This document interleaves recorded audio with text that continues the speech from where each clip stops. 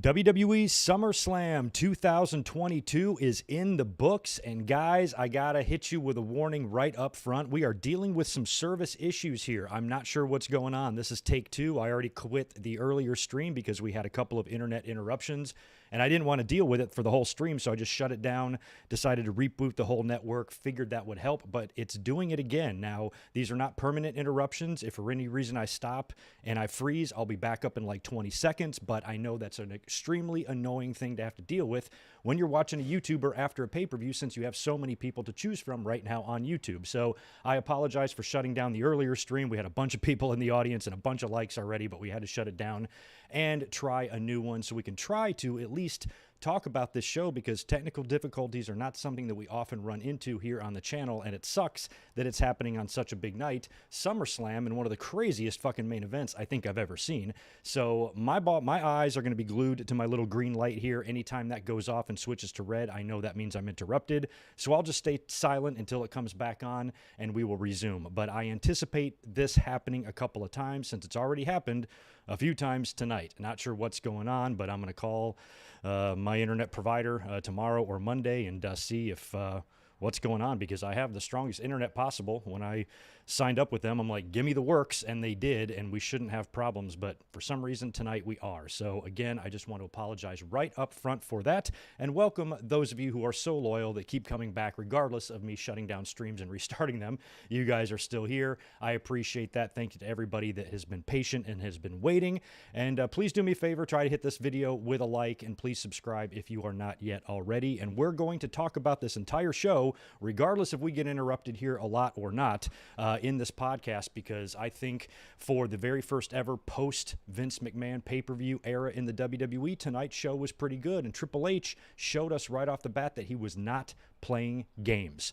Big surprises right up front, and I thought the whole show had a really good vibe. And I just like to pose this question to everybody. What kind of show do you think we would have seen tonight if Vince McLunatic would have been back at Gorilla all night? You know, there was definitely some elements of the show that Vince wouldn't have gone for, but there was also a few things on the show that I thought were kind of a letdown, like what went on with Seth and Riddle and the return of Edge. Both of those I was kind of expecting a little bit more out of, but overall I thought the matches were very good. I thought the opener between Becky and Bianca, ending with a Becky babyface turn and the return of Bayley, was very good. The main event was fucking nuts. I've never seen the ring lifted up in that position before in my life. That was quite the visual.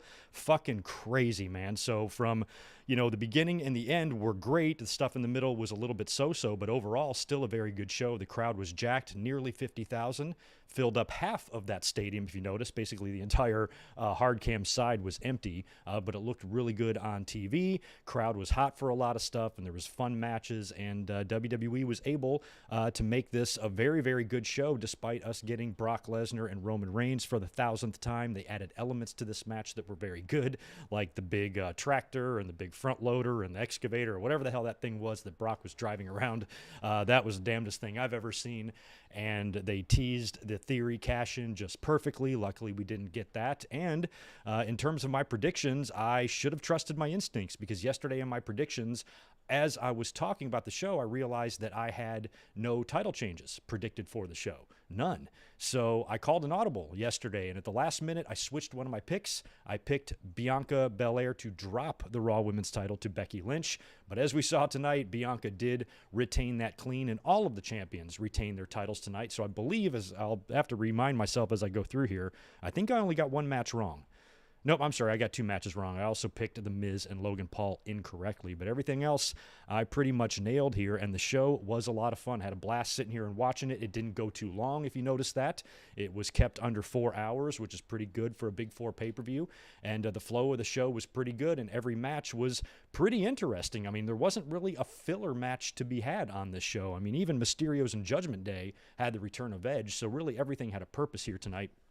And I enjoyed that about the show. And I can't tell you how relieved I am as not only a wrestling fan, but as a YouTuber who makes a partial living discussing wrestling on the internet. I can't tell you how happy and relieved I am to see that Triple H is in control of creative now, because even though we're still going to have tons of WWE problems and the typical WWE issues that we have, I just feel so much more comfortable with him at the helm and him being in control, and you can tell that Triple H really means business. He did a couple of interviews, and he answered some questions at some media scrums during the SummerSlam weekend, and he's been making it clear that he's going to make WWE the best product possible and give as much as he can to the fans, and we saw a little bit of that tonight with Dakota Kai returning to the company and Io Shirai, or Io Sky, I guess as she's called now, finally getting up to the main roster. Triple H, these are definitely Triple H decisions, and it makes me really optimistic for the future, because if I have to come up here all the time and talk about wrestling on YouTube, I would like to talk about something that I enjoy and talk about a show that I like,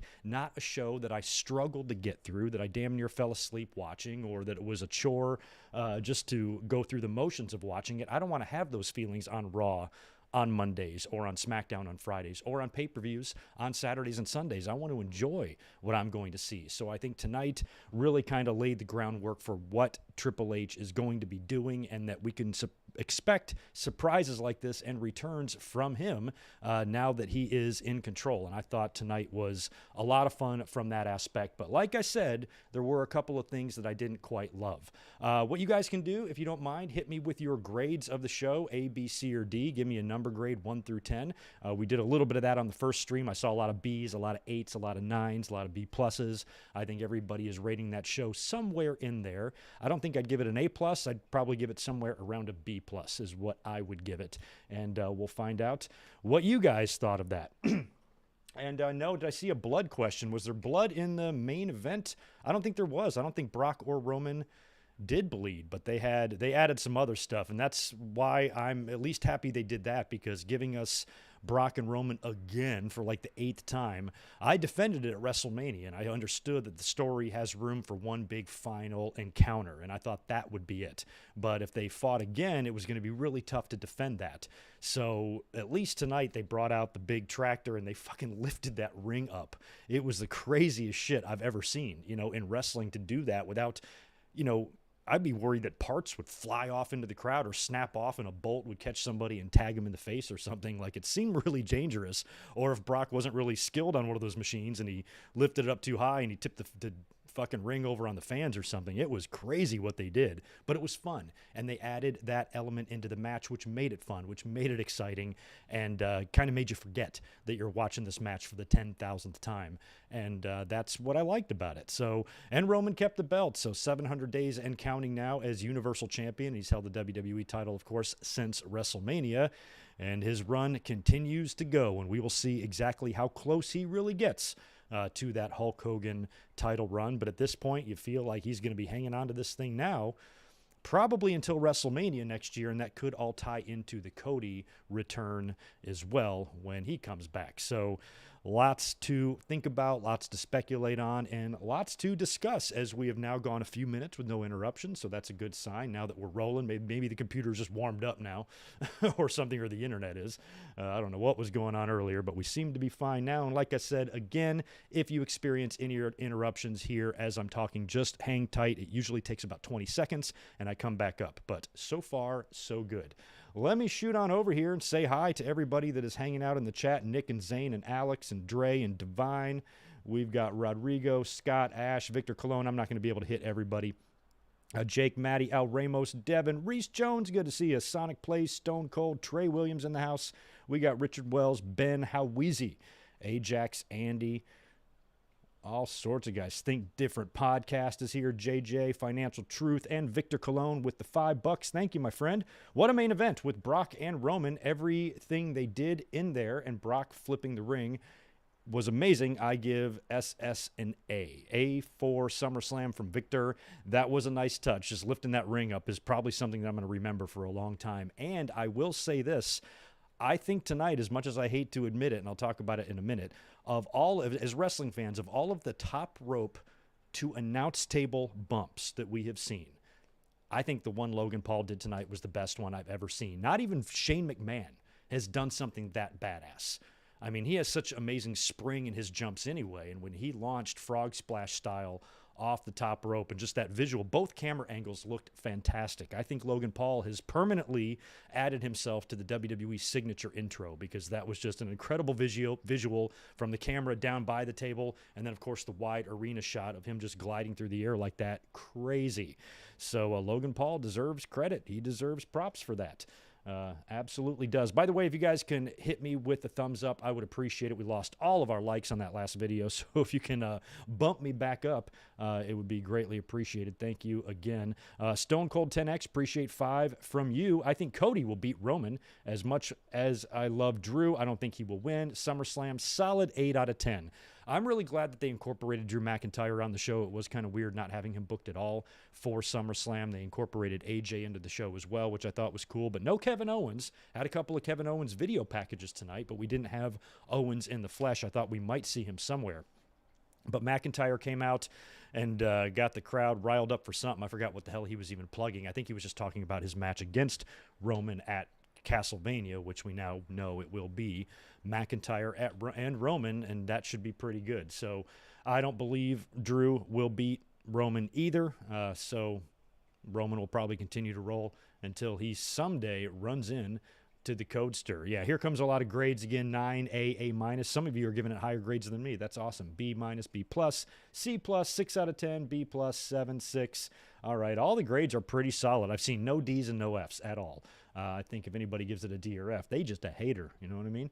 But nice. Glad to see people did seem to enjoy the show. The crowd in the audience seemed to really enjoy the show. Everybody on social media was marking out for a lot of stuff throughout the night as I was reading that. So it was a really fun overall night of wrestling. Victor, appreciate 2 more from you. Brock was bleeding from the back from a table. Yeah, but that was not planned color. Nobody got, ripped open or to shreds on their face. That was all just incidental blood from Brock going through wooden objects, and that's going to happen. Those guys beat the shit out of each other tonight. Roman and Brock both did. We will be getting into the results here in just a second. I just want to make sure I've got everybody else. Again, thank you, everyone, for being here. Thumbs up button, subscribe, all that good stuff. Maddie and Laura and Paul, Everything Gaming, Connor, anybody else new, Mike Witt, Spectra, Rarely Even, Vash, Tommy Smith, not sure if I got you. Nick Musser, definitely got you. Michael Kumo, all my friends are here. And the Monkey Wrenches, welcome to your WWE SummerSlam 2022 review here on Good Mic Work Commentaries. I, of course, am your host, Greg Morgan. We've been bullshitting around for the past few minutes because earlier on, we had the very, very rare technical difficulties on this channel. My very first stream was interrupting so much, I just shut it down, reset my, my internet modems and my routers and stuff, and to see if that would have any effect on it. Rescheduled the stream for 20 minutes later. We came back up. Still was interrupting a little bit, but we seem to be smoothed out now. I have no idea what's going on. We got good internet in this house, and it's usually not a problem. But we had a little bit of an issue tonight, but so far, so good. And I know I keep saying this over and over. I just want to reiterate, if you are watching me and I freeze, just give it like 20 seconds. I'll pop back up. That's been the case every single time we froze.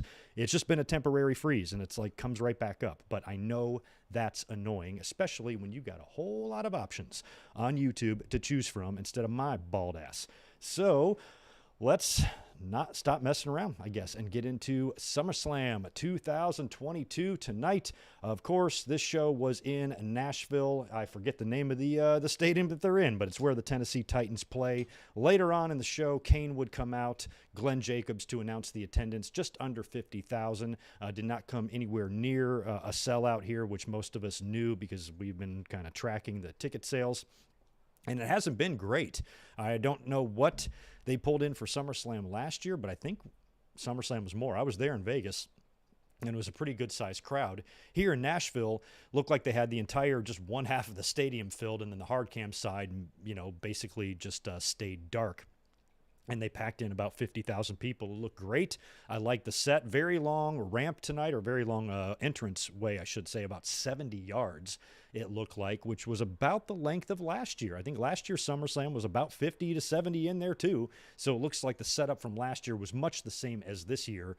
And, of course, they are on Central Time, so it was still quite bright out when the show started. And we were all wondering what the opening match was going to be. I speculated that it probably would be one of the women's matches, but I kind of thought it was going to be Ronda and Liv. turned out to be Becky and Bianca. So Bianca Belair is defending her Raw Women's title against Becky Lynch in what appears to be the culmination of their long, year-long, on-again, off-again-ish run that they've had that I think has been very good. Now, I watched Becky come back last year, beat Bianca in that surprise move, winning the title, and then it looked like WWE couldn't quite tell what they were going to do with him. It felt like the story was going to be Bianca getting the title back at WrestleMania from Becky, but it looked like they kind of went off track there a little bit until they picked it back up, and of course they wound up having the match. Now, since WrestleMania, Becky has transitioned into this really, really over-the-top character, which has been a lot of fun. I've probably enjoyed Becky's overall work now as much as I have since she got punched in the face by Nia Jax. She was super over a few years back. I really have been enjoying this Becky. The more outlandish her outfits get, the more I like it.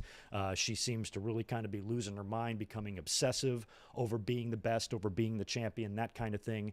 And I've really kind of liked where it's taken her character. Now, what was interesting about this is I mentioned nothing about this in my predictions yesterday, but months ago, I was laying out scenarios for Becky and Bianca, and I think this would have been late May or sometime in June. I definitely remember talking to you guys about having some sort of a scenario where Becky and Bianca have their blow-off match at SummerSlam, and it ends with a show of respect and a handshake, and Becky actually turns back babyface after that whole thing. But as good as Becky's work was as a heel, I started saying, well, this is really good what she's doing. I don't really want to see Becky deviate from that right now. It's pretty entertaining. So I kind of forgot about it. And then when I saw what they did here, I was like, holy shit, they actually did what I pitched a couple of months back. But anywho, Becky comes out there dressed like glam rock Bowie era, which I love. And Bianca Belair, which is funny, is they're in Tennessee tonight. This was a home state or a homecoming for Bianca Belair. She's a former Tennessee Volunteer, and she comes strutting out there in Kentucky Wildcats colors, which I thought was really funny, or even Indianapolis Colts colors. You could even look at it that way. So I thought maybe a heel turn was coming on Bianca's side, but the match turns out to be really good. I mean, really, really good match. Couple of good spots, including a KOD on the floor to Becky Lynch, which she was able to recover from. And in the end, Becky Lynch goes down clean. KOD right in the middle from Bianca after several near falls, very close calls on both ends. Becky had the match very close to one a couple of times, but she goes down with the KOD clean in the middle to Bianca Belair. And then after the match, that's when we get the handshake, the show of respect between the two. And the whole time I'm watching Becky, I'm like, is she going to deck her, or is this really going to be it? Because when you think about how this started last year at SummerSlam, this really is a nice end to the whole thing. So when I saw the handshake, I was like, that's really awesome. And I had said yesterday in the predictions, and I had said during this match on Twitter, that if we are going to see Bayley, this is the match I expected to see it in. I didn't expect to see Bayley in Ronda and Liv. I expected to see Charlotte there. But if Bayley was going to come back tonight, this is the match I expected her to show up in. And I thought she might play a role in the outcome, but she didn't. She didn't come out at all until the end. Bayley's music hits, crowd goes nuts, she returns, she looks great, and you think it's just her coming back to confront Bianca Belair, because I think Bianca is who Bayley was feuding with before she got injured over a year ago now. So her making her way down to the ring, I thought, was just to confront Bianca and maybe kickstart something with them. But Bayley doesn't even make it to the ring. She stops in the aisleway. She does talk on the mic a little bit, I believe, right? And then Dakota Kai's music hits. Dakota Kai shows up, returns to WWE. She had left after she, I guess, chose not to renew her contract or re-sign with the company.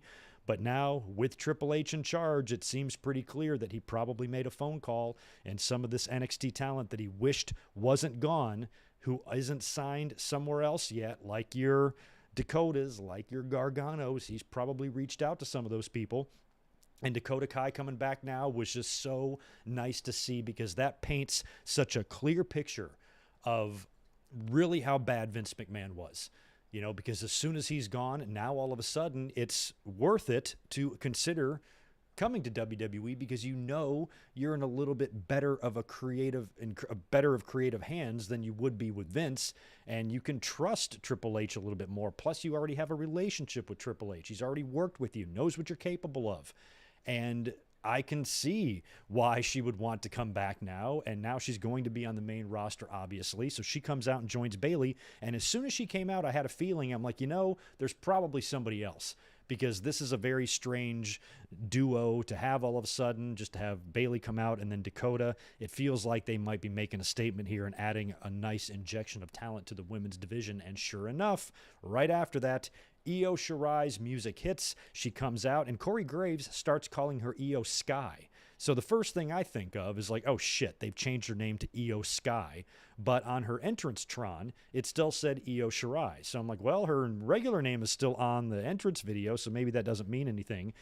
Brian Alvarez went on to tweet that the Corey Graves call was not a mistake, that is going to be her new name moving forward. And I even believe they have changed the spelling of her first name from I-O to I-Y-O. So it's Io Sky is what it's going to be now, and I think it's already up on WWE.com. So this is one of those things where I always preach to pick your battles. And I think that this is a really good example of a good time to pick your battles, because trust me, nothing pisses me off more than these meaningless, needless name changes, all for the sake of protecting intellectual property. It makes me sick. It's fucking annoying. And it's really annoying when you're doing it to somebody that's been there 4 fucking years.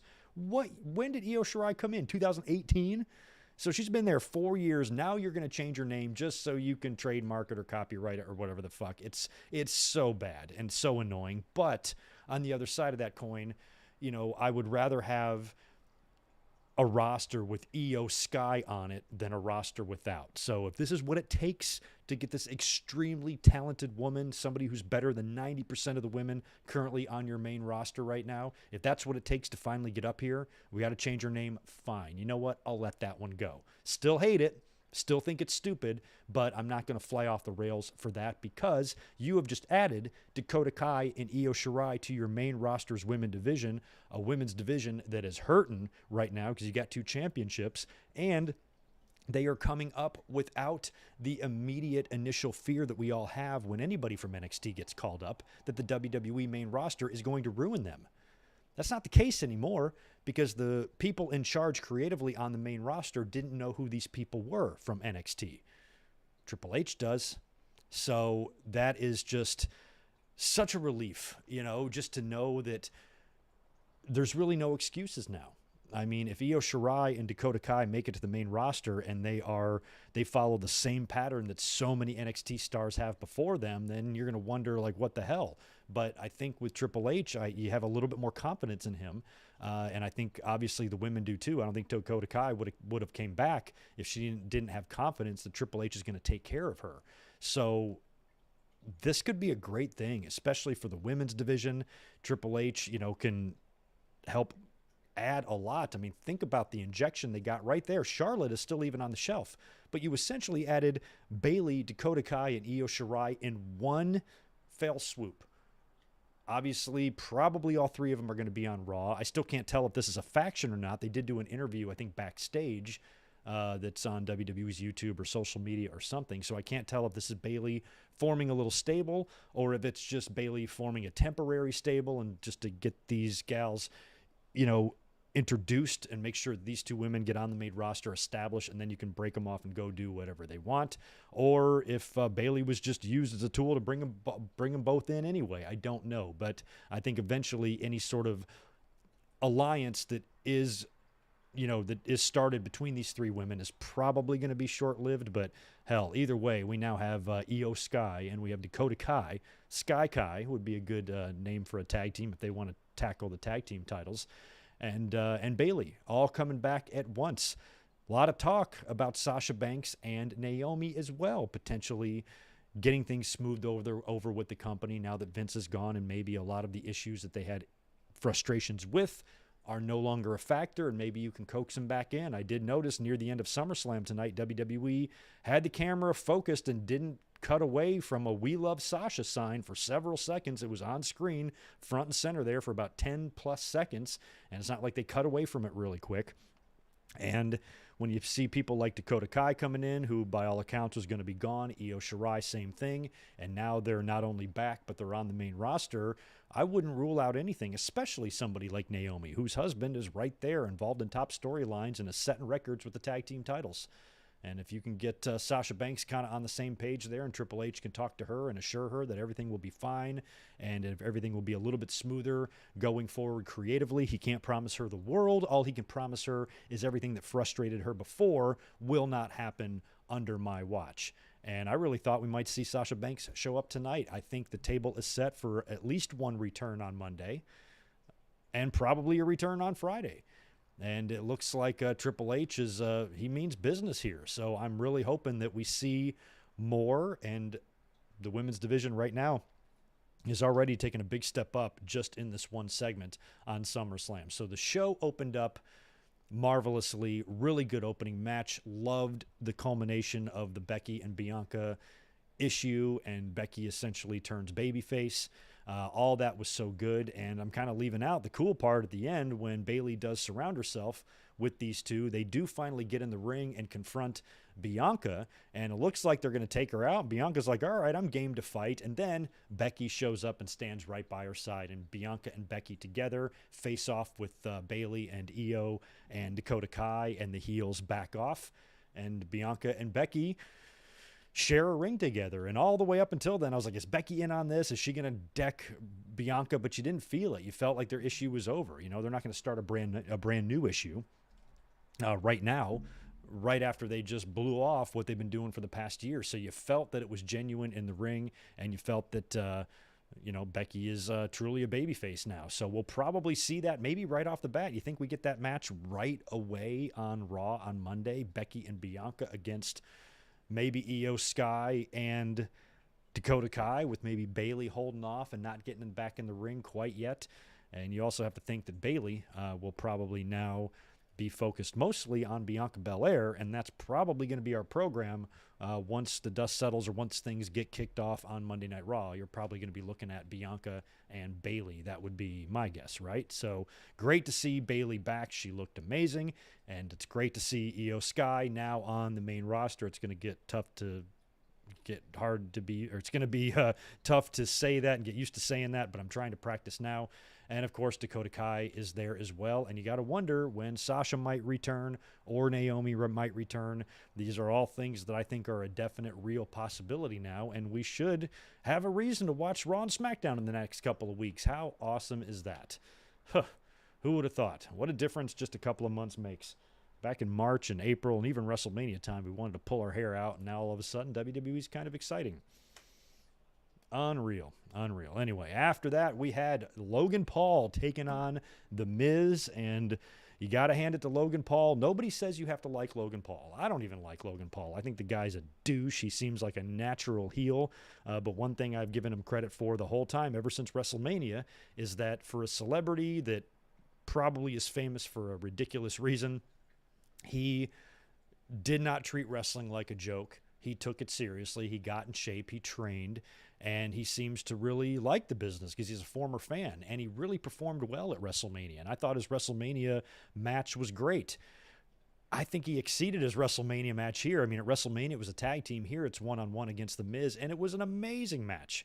Fucking great. Now, Miz, Maurice, and Tommaso Ciampa come out. They're all decked out in green. They look great.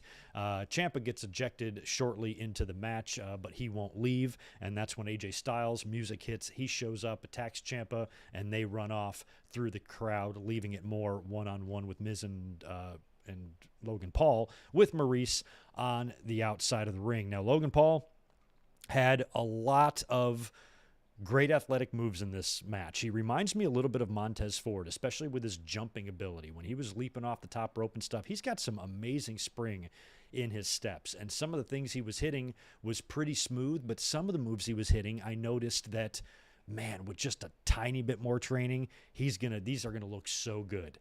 because think about how good Logan Paul will be with 2 more years under his belt. You know, I mean, he's going to have things, he's going to have a really good grasp on things. And I thought how he was performing in the ring was incredible. Even some of the not so great things he was doing was still pretty good, would still be considered pretty good work by any of today's rookie standards. It was quite amazing. Now, he hit a phenomenal forearm, which was cool. And what was interesting about this is the announcers are Michael Cole, I think it was Cole, maybe Jimmy Smith, whoever the Raw announcers are, Jimmy Smith and company.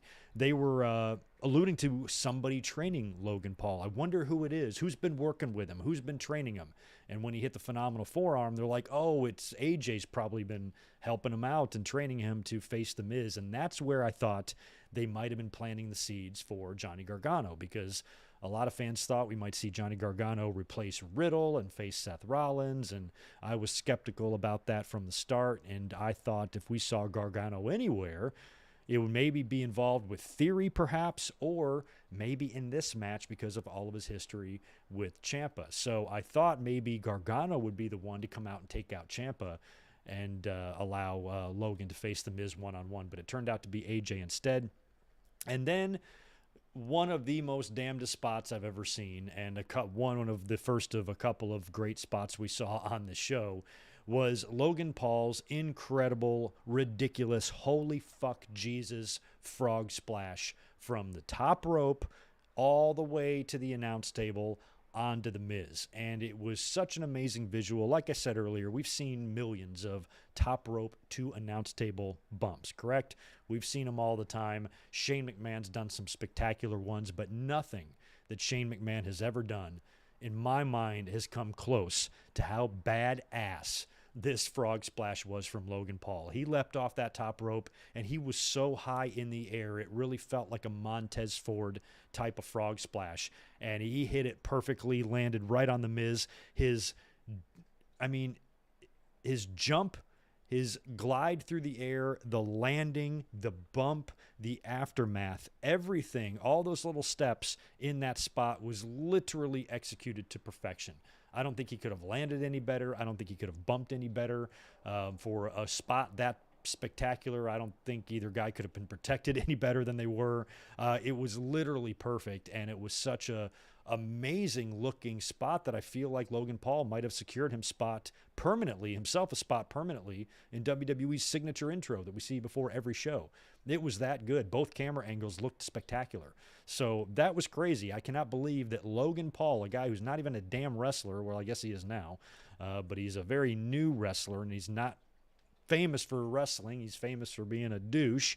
He's the guy that has the greatest top rope to announce table bump in history, or I should say move. Miz took the bump too, but the move was incredible. So, all right, professional wrestlers out there, I challenge you to beat this one. I mean, maybe a better bump exists somewhere on the indies or somewhere that I haven't seen, but that was pretty goddamn spectacular. When I think of everyone that Undertaker's done, or Mick Foley's done, or Shawn Michaels, or Shane McMahon, any dive from that top rope to the table, I've never seen one better than tonight. So maybe one exists, but if it doesn't exist, then I challenge all of the current professional wrestlers in this world to outdo Logan Paul and show him how one of those bumps are done, because that was amazing. So after the table spot, Maurice kind of helps out a little bit with the count, distracting the referee so he can't count the Miz out. Miz is able to recover and get back in the ring, and that's when he gets, I guess, like a chain or some chain. He goes to hit Logan Paul with it. Logan moves. Miz almost hits Maurice, but doesn't. She jumps down, and Logan Paul's able to catch the Miz in the skull-crushing finale, hits the Miz with his own move, and pins him for the win. So I got to hand it to Logan Paul, at least, for having a really, really good match on Raw last Monday during their segment. I was really struggling with how WWE is trying to really present this guy as a babyface. Yes, he had a good showing at WrestleMania. Yes, even the most jaded of fans appreciate Logan's athleticism and how hard he's worked, and that he did actually perform quite well. But at the end of the day, he's still Logan Paul. At the end of the day, he's still an outsider, a celebrity that many people don't like. And I think he should stay that way. I think he's, I was in San Diego a year ago, for the Raw after SummerSlam last year, and Logan Paul was there. He got the loudest reaction of the entire night, and it was all boos. They were booing him so loud, and it felt like the fans kind of wanted to boo him. So WWE's now in a tight spot. You have a guy that really is a natural heel, but he's performing so well in the ring, the fans are kind of appreciating that, so they're trying to make him a babyface, and that's hard to do as well. And that seemed to be really apparent last Monday, but it seemed to work a lot better here because of Logan Paul's performance. And that's why I think he deserves a ton of credit. He was able to have a babyface match, get a babyface reaction, a babyface win. The fans appreciated him, and it all worked out. But it didn't look like during the build of this that, this is really the right direction to go. Logan Paul should be a heel, but this all worked out fine. The match was great. It was even better than his WrestleMania match. And this Logan Paul guy, I think, is going to be pretty good at this wrestling stuff. It's just one guy's opinion. And he is victorious. So we will see now if Logan Paul moves on to have a more temporary, or I guess should say a part-time type of schedule, if he's going to be on Raw again on Monday to start some new issue or to blow off whatever he's going to do with The Miz. There probably will be another match of some kind, if he'll have a match at Clash at the Castle, or if he leaves for a while and just kind of comes in and works 1 to 2 Raws per month, or maybe even less than that. Don't really know. So we'll see if they do something on Raw. I've been hinting that they could still do some sort of swerve where the two of them do reunite together and reform their tag team and become heels together and go after the tag team titles. I still think you could do that with those two. It just depends on, what Logan Paul's schedule is going to be and what that's going to look like. Go over here to the chat, make sure everything's okay. All right, we're looking good over here. I'm glad that since we started, I guess basically if I would have just kept that initial stream going, we probably would have been fine. I probably didn't even need to stop it, but I felt like I needed to try something, and it seems like at least it is working for right now. I will be hitting Super Chats again here in just a second, and also if there was any Super Chats that I missed on the previous video before we shut that down, I'll make sure to read those before we sign off today as well. But I will return to the chat and knock out some of those in just a second. But next up, we've got Bobby Lashley defending his U.S. title against Theory. So here we go. It was time for this match, and it was time for Greg to get nervous, because even though Triple H is now head of creative, I feel pretty confident that they're not going to have Theory successfully cash in or anything like that. But based on how well the show started, I was nervous that maybe Triple H was just buttering us up, because WWE's about to have Theory walk out of this show with 3 championship belts. And I'm like, man, if he finds a way to upset Lashley here and he becomes the U.S. champion and then he cashes in later, I'm going to lose my mind. But my instinct and my gut was telling me not to panic, not to worry. Triple H has got this. He's not going to have Theory beat Lashley, because if that was the case, they probably wouldn't even had the match at Money in the Bank and take the title off Theory to begin with. So in my mind, I wanted nothing but a squash here. And Theory attempted to attack Lashley before the bell, hit him with the briefcase, wore him out a little bit. And, of course, the referee's like, Lashley, do you still want to compete? And he's like, yeah, hell yeah, I want to compete. Ring the bell. None of that even mattered. It allowed Theory to get a little bit more offense in, since he had that pre-match attack on Lashley. But in the end, it did not take Lashley long to turn the tables. Locked a little prick in the hurt lock, and of course he's tapping out like a bitch in just a matter of seconds, and Lashley retains the title. And again, with Triple H in control, I feel very confident that the Lashley and Gunther match will happen at Survivor Series. At this point, I can't see a guy like Triple H taking the title off of either one of those guys. I think if both of those guys simultaneously have long runs with the title, with their respective titles, I think it could simultaneously elevate both titles at the same time. Think about that. We've all been yearning for the days of the U.S. title and the IC title to mean something again, and they are both currently around the waists of 2 of the most capable people and most over people in the entire company. So I almost think they should have a little I don't know, like a little playful competition between the two to see which guy can hold their championship the longest. So I think Triple H hopefully does see that match on the horizon at SummerSlam and makes sure that both guys are champions going into that so we can get that match at Survivor Series. Not that we can't get it anyway. It's not like one of these guys can't drop their belt and the other one gets a title shot against the other or something. You can get that. But I think having that match at Survivor Series, both title holders one-on-one, dream match, we've never seen it before, could be a big selling point for Survivor Series. So I'm really, really hoping we get that. And I'm hoping that Lashley just goes on a hell of a run and at least can dominantly hold that U.S. title while the world title situation organizes itself, because Roman is still on top.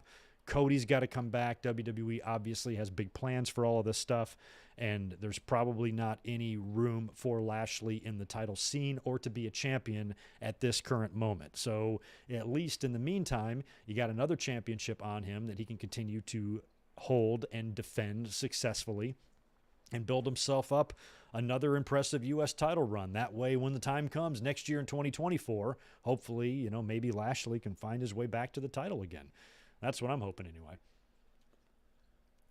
2023, excuse me. I'm trying to skip a year on y'all. I ain't trying to age that quick.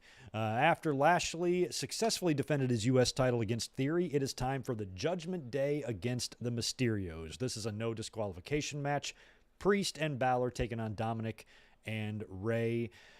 Judgment Day comes out. Rhea is with them. Of course, Rhea Ripley, she would be hanging out at ringside. And then Ray and Dominic make their entrance. Now, earlier in the night on the pre-show, we saw, or on the kickoff, we saw another one of those vignettes for that person, which is now clearly Edge. You can see him. You can see his head. You're still not seeing his face. Oh, excuse me. You're still not seeing his face, but you are seeing his hair, the shape of his head, everything else, his robe. You're seeing it all. So it's clearly Edge. And he reveals at the end of the vignette, written in blood on a mirror, I'm coming tonight. And that confirmed that we would see Edge tonight. Now, I already knew we were going to see Edge. We felt like this would be where we would see Edge. WWE does not seem to be trying very hard to keep the identity of the individual in the vignettes a secret. They know that we know. We've known since week one. As soon as we saw the Latino Heat license plate and the gold medal, it really added up pretty quickly there. The only question was whether or not WWE was going to do some sort of a swerve. And a swerve that I had mentioned right from the start is not only have it be Edge in that vignette, but have it be Bray Wyatt with him. Maybe the two of them come back and begin like a new brood or something like that, because it did have some Fiend vibes. If you notice that, just, kind of the camera cuts and the lighting and some of the effects in the vignette did remind you a little bit of the Fiend. So I was like, wouldn't it be cool if it was both of them? So I was holding out hope that it wasn't just simply Edge coming back, that maybe there's another dimension or something else here that we don't know about yet. Because really, if Edge just comes back as a babyface, comes back how he was before, only with short hair and maybe a new rock song, he still called us all a bunch of inbred idiots just a matter of weeks back. So it feels like he just can't come back and say, oh, sorry I insulted all you guys, but since they didn't want to be my friend, I'm kind of running back to you. Do you take me back? That seems a little weird. It seems a little bit flimsy. So there's got to be like more to it. So, and there wasn't, because as we saw here, as the match goes on, it was a pretty tame no disqualification match. And I have no idea why we're even doing tags. If there's a no DQ match, shouldn't it just be a tornado at that point? Like, why are you tagging? So there's tags in and out, very tame, no DQ match. And they set up, I believe it is Damian Priest, who calls for a chair. Go get me a chair. And as soon as he says it, we have the lights go out and some music plays. And of course, it is the return of Edge. Now, probably part of the reason why WWE spoiled the Edge return on the kickoff was because they had to set up this big giant fucking thing in the entranceway, big staircase. They had something similar last year for SummerSlam, but that was Edge's entrance. When he did the Brood entrance, they had to set up that during Rollins' entrance, I think. But this was all going on during the match. So you had to know that the fans in the audience were seeing all of this go on and like, oh, they're about to debut Edge. So you might as well just announce his debut beforehand anyway, because everybody's going to know. Fans are going to see it coming. People are going to, in the crowd, are going to be tweeting, up, they're setting up Edge to come back or whatever. It was pretty obvious all along. So a lot of fans who got mad at WWE spoiling it, why can't there be a surprise? I'm like, I think Edge was on everybody's radar. Plus, when you think about SummerSlam, I was prepared to see anywhere from 1 to 5 returns on this show. We wound up seeing 4 people come back with Bayley, EO, Dakota, and Edge as well. So I knew we were going to see a ton of returns. I'm fine if they want to spoil one because we knew we were going to see Edge anyway. This is probably where he's going to show up. I don't know why people thought he would face Rollins. Why would he face Rollins? His issue was with the Judgment Day. Rollins has an issue with Riddle. Why would Edge be Rollins' opponent? That makes zero sense. They already had their issue. Why would they revisit that out of nowhere for no reason? Edge's issue is with Judgment Day. If he comes back, this is the match it's going to be in. But like I said, I was holding out hope that there was some sort of twist to this. So as soon as the music hits, Edge is there. They've got the staircase type of thing, and he gets risen up from the staircase, and there's flames, and then he walks down it. But really, all he is babyface Edge. I could not tell what song was playing. This seems to be a new theme song for him. It wasn't I See Clearly Now or whatever that song was that he used before. This seems to be a new theme, but he was very much the Edge of old, had kind of a smaller jacket on, maybe a little bit different of a look, but I think whenever he gets back in the ring, it'll be much the same thing. And he shows up, spears everybody, and allows the Mysterios to get the win. I think it's Ray that hits the splash onto Balor for the win. And Edge stands there with the Mysterios as the Judgment Day backs off, and Edge is back. And I have to say, I have to say it was a little bit underwhelming. I expected a little bit more from it. It's great to see Edge back, but Edge just came back as babyface Edge again. And I was skeptical all along about the story of Edge balking at WWE's desire to have Judgment Day go in a supernatural direction, and Edge didn't like it, so they booted him out of that. I had a hard time believing that was even the case, but it kind of appears that it is now, because Edge really just came back as a babyface with no other twist or turn involved there, unless they're saving something for Monday. Because there's going to be a segment on Raw where Edge is going to have some sort of a confrontation or match with one or all of Judgment Day. And maybe Edge's motives becomes more clear there. Maybe this is another big swerve where he joins back up with the Judgment Day, or maybe the Judgment Day have him cornered, and that's when Edge introduces a new group. Maybe he's starting a new brood, or maybe we see The Fiend show back up, or maybe Edge gets a couple of NXT call-ups with him, much like Bayley showed up with Dakota Kai and Io Sky. Maybe Edge has got a couple of guys who are ready to rock and roll. Carmelo Hayes or Braun Breaker or somebody that's just ready to rock. If they want to bring them up and debut them on Monday, I don't know. But if Edge is just going to be basically who Edge was before, only with shorter hair and new music, it makes that Judgment Day run that he had really weird. Because he turned heel, he was an evil asshole to all of us, but now we're all friends again because the creative was bad or what. It's just weird. It's weird. So I don't know how that's all gonna, shake out. But I assume that now Edge will have individual matches with the Judgment Day where he will take them out one by one and maybe end the faction or something. And then what? So what's the end game here? And is this really all there is? Is Edge is just back? He's a babyface, and he's going to feud with the Judgment Day members, and that's all they know so far. I kind of hope there's more to it than that. He was off TV long enough for them to probably come up with something a little bit better than this, right? Am I right about that, or am I wrong about that? Anyway, let me cruise over here to the chat and catch up some chats, some questions, things like that as we continue to roll. Let me get my other stuff pulled up here. Could really use the likes, of course, if you guys don't mind, because we had to shut down our other stream and it probably just sawed our views right in half. But sometimes you got to do what you got to do. You know what I mean? It's a bitch. Where did I leave off on the supers? Make sure my green light is still on. Okay, Victor, that one I got. Let's pick up a very nice comment from Stone Cold. Appreciate the $5 from you. WWE tweeted the video of Bayley returning, and Triple H responded to the tweet by saying, "We're just getting started." I did see that from Triple H. I think I even responded to that tweet from Triple H when he said, "We're just getting started," because that means he's got plans. And when he was bringing back 3 women in the same segment, and you had a face turn all happening within 10 minutes, that's a pretty good indicator of what things can be like under the watch of Triple H. And as a wrestling fan, that excites the fuck out of me.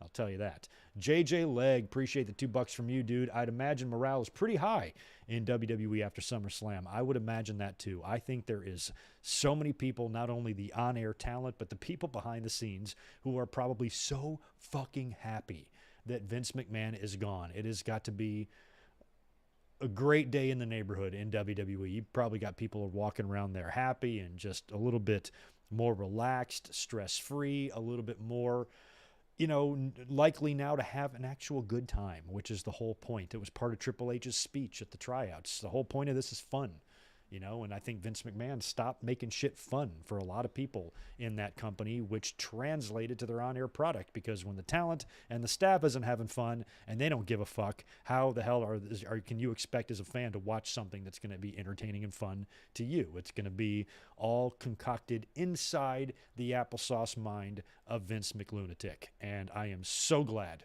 those days are gone. Jesus, man. Makes me excited to be WWE. I was sad that I was kind of abandoning WWE, I'm still going to support WWE and AEW, and I love AEW, think they're doing spectacular stuff, but it was sad that I was really only finding one wrestling company that entertaining. I think AEW, for all their faults, still is doing really good, and as a wrestling fan, I really enjoy what they're doing. And WWE, other than their pay-per-views, which were all really good, I had less than zero interest in their TV shows. That's all changed now. Hell, I might even be lured back to NXT because I don't even watch horny splashy paint. But now with the rumors and the rumblings of maybe NXT going back to the black and gold mentality, maybe not the full shift back to the black and gold, but maybe the mentality of the black and gold, where they were going to scout and recruit and bring in experienced wrestlers on the indie scene that are already well known, already have experience, and train them to work too, and not just make the whole damn thing a diva search where you just say, okay, let me look at you, turn around, check out your ass, good abs, show me your muscles, okay, yeah, you got a good looking face, your teeth are white, let's sign you up, throw you in the ring, and train you. No, you shouldn't know what the fuck you're doing too. So I love that Triple H might be going back to that, because, now it could kind of be like a morph of the two NXTs, where you've got some of the more, racy and sexual stuff they're doing. They get a little silly now in NXT and have a lot of that tongue-in-cheek pro wrestling stuff, along with some of the racier content. And then you add, really good, respected in-ring work where you're back to the 5-star matches again, like back in the day on those great takeovers. And you bring back the takeovers, hopefully, put those in actual arenas. Those takeovers would sell 15,000 plus tickets. They were a big deal. It was TakeOver Brooklyn's and the TakeOver LA's. All of them were so good. Crowds were always hot. Crowds were jacked when you attached them to the big 4 pay-per-view weekends. Bring that back, and that is just such an exciting idea and prospect to me that could be, that type of philosophy and a return to that could be possible in NXT as well. So I'm into that. I'm into that. Karrion Kross, did I see? Karrion Kross comes back and challenges Roman. We could see Kross come back because he was great in NXT, but as we see with so many, that don't mean shit when you get to the main roster. Okay, I think we're caught up on that. I just want to make sure I wasn't making sure I wasn't missing anybody at all. So, so tonight's show, we saw there's certain things that you'll see on pay-per-views and Raw that you'll know that's a clear Triple H thing, because we've been so conditioned of watching what goes on in Vince's head. We're going to notice when shit goes on. You'd be like, oh, Vince would have never done that. So that's just really exciting from a creative sense. No, Ronnie Matthews, I'm not back to dwelling on Vince McMahon again. I'm back to dwelling on how awesome the product is probably going to be now, or how, I shouldn't say awesome. It's not going to automatically be great. I'm saying there's going to be a great improvement of the product. I don't want to oversell it, but there's going to be a great improvement on the product. So that's not over dwelling on Vince. That's being very excited and very optimistic for positive changes in the future. There's a big difference there. Because, and this isn't just me, I'm sure you're going to be able to read plenty of stories about similar things that I'm saying here from people who work in WWE, talent, staff, whatever, who are going to come out and start talking about all of the misery that Vince McMahon inflicted on them and how happy everybody is now that that fucker is gone. And we as fans get to benefit from not having him there controlling everything and affecting the growth, of the business. Because of how immensely out of touch he was. This is a good thing. This is very, very good. But anyway, let's go back to the results. After Judgment Day and Mysterios, it's time for bum-ass Corbin taking on Pat McAfee. McAfee, he had a great outing here, but man, he came close a couple of times. But the universe just likes Pat McAfee. It won't even let him botch. But Corbin makes his way out to the ring first, and he gets about, 3/4 of the way down the entrance ramp there, and he hears bum-ass Corbin, or he hears something, and up in the seats there, they've got like a big men's choir. At first, I thought it was like former NFL players, and I'm like, no, they wouldn't be that good of singers. And I guess it's just this men's choir that just starts singing bum-ass Corbin and serenades Corbin. Pretty funny moment for the audience. McAfee makes his introduction. So McAfee was the only guy here, I guess, I think, that got the special entrance tonight other than Edge and his return. That's kind of funny. So they have their match. Of course, a ton of history here between these guys, former teammates and even roommates or something back in the day when they played for the Indianapolis Colts. Finally coming together here for a nice little match. And McAfee had another great outing. I mean, this guy can go. Everything he's done, his matches with Adam Cole, his match with Theory. We knew this one was going to be fun. As good as it was and as impressed as I was, as usual, as I am with Pat McAfee. Every time he wrestles, I would say that maybe this wasn't one of his best, but it was still a lot of fun. I was expecting even more from this match. I did like it, but I thought this might be the show stealer. I thought this would really be a memorable match, and it was good, but maybe just a little bit less memorable. Maybe I just held it and I had too high of expectations for it. I thought it was going to be really good, and it was just like so good. But McAfee proves time and time again that he can get in the ring and mix it up with the best of them, and he had a couple of really close calls there. The big top rope spot, Corbin's on the outside. McAfee climbs up to the top rope, and I guess he's going to go for a dive onto Corbin, but he starts to lose his balance. And before he even gets up there, Michael Cole mentions that the ropes are wet because of the humidity and all of that, so you got to be careful up there. And as soon as McAfee gets on the ropes, he starts teetering back and forth, and I really thought he was going to have to fall backwards and retry, but you could almost tell in his head that he just willed himself to stay up there like, nope, don't botch this. And right as he's about to fall backwards, he just jumps and goes for it. And he actually lands a pretty well-executed dive onto Corbin, which was pretty funny that he somehow was able to escape, not botching that thing horribly and not hurting himself and not hurting his opponent. The finish was another interesting one. We get a low blow. I think it was Corbin's going for the end of days, and McAfee counters out of it, which causes a ref bump. Charles Robinson gets hit. He goes down. His back is turned. McAfee low blows bum-ass Corbin and then goes to the middle rope and hits, I guess, like a destroyer onto Corbin, but he nearly botches that, almost loses his balance. Big credit to Corbin for, kind of hanging on and helping that move get executed. And it looked like it was on the verge, like the very verge of being a complete and total botch, and they're going to have to redo another spot. And he somehow recovers at the last minute and makes the move look pretty good, just like he did when he was on the top rope. Just when you think it's over, he just jumps and saves the whole thing. McAfee had the universe looking out for him here tonight, and it was a fun match. He beats Baron Corbin, or Happy Corbin. I thought we were going to see a little bit more in terms of extracurricular stuff. I thought for sure we'd see some Tennessee Titans get involved. There were some. on the outside of the ring, or at ringside, I should say, in the seats. I thought we might get an old NFL legend, or maybe somebody from McAfee or Corbin's Colts days showing up there. There was a lot of talk of Peyton and Eli Manning as well, so I thought maybe we'd get some sort of a fun run-in, a Gronk run-in, something like that. But we didn't get anything like that. Corbin just straight up ate the loss to McAfee, and we will now see if McAfee and Corbin continue their issue, or if we might get a future Pat McAfee and Corey Graves feud. I still think that one's a ways off. I still think you can save McAfee and Graves for WrestleMania if you really wanted to make it fun. They planted the seeds for that here. McAfee gets done with Corbin, flips Corey Graves off and does the suck it thing or whatever.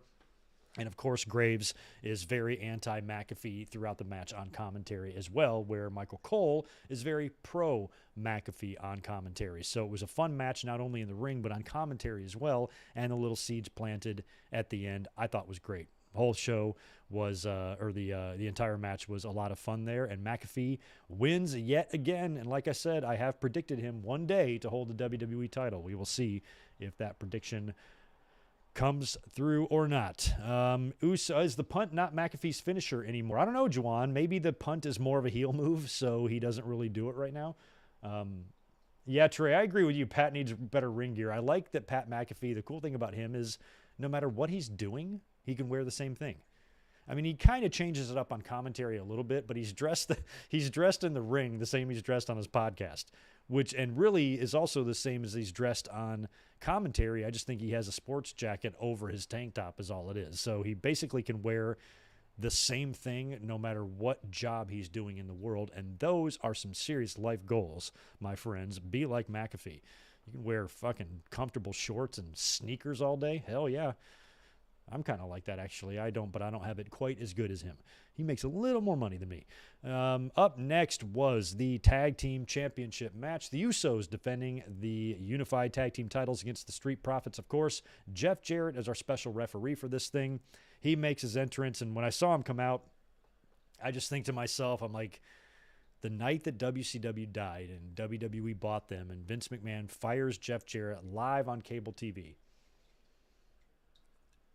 And now Jarrett is in WWE and Vince is not. I know Vince is still there in WWE, but he's not there anymore, and he's not in charge anymore. And just to see Jeff Jarrett and Titus O'Neil and guys like that on WWE and Vince isn't, just is ironic to me, and I think it's hilarious. But this match was great. The only problem is I was worried about this. I can't remember if I mentioned it in the predictions or maybe it was a week before. But with Jeff Jarrett as the referee, that is going to interrupt the flow of the match a little bit, because these two teams have incredible matches, just like the Usos and the New Day used to back in the day. Every time they get in the ring, it seems like they put on a better match than before. But I was worried about this because without a standard regular referee in there, not that Jarrett can't do it, but he's not a regular referee who referees these matches on a nightly basis and knows everything and stuff. So I was worried that might hurt the match in terms of your near falls and that stuff when the matches really start getting cooking. And it was a good match, but I think Jarrett in there did affect it not being a really, really, really great match.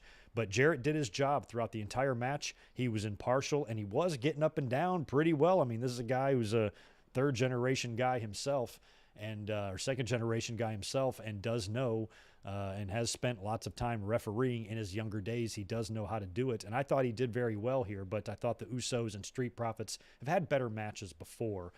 Even on Raw or SmackDown, I think we've seen a couple better ones from them. This one was still very good. They did plant the seeds for a Montez turn. He got very frustrated a couple of times in this match with Jeff Jarrett, and even more frustrated at the end, of course, when the Profits lose. And Jarrett, aside from his questionable, slow counts or whatever Montez was bitching about, for the most part was impartial on this, and Usos were able to pick up a win, and you've got Montez frustrated, and they were planting a little bit there, I think, for the future. So I wasn't expecting a title change there. A lot of fans had that one pegged. I predicted the Usos to retain just because I think that the Street Profits, time's up, unless you did a title switch here. and then maybe they drop the titles in their very first defense, and that's when you do the split. You could do that, but based on how long the Usos have had the titles, since you're about to split up the Street Profits anyway and move Montez on to something else, at least one would assume, maybe they're not the right team to beat the Usos. If you got a team with a really long run, whoever beats them should be a pretty big deal. Whoever beats them and ends this long run, should be a team that maybe is a little bit more stable than a team that you're literally on the verge of splitting up. Just a thought.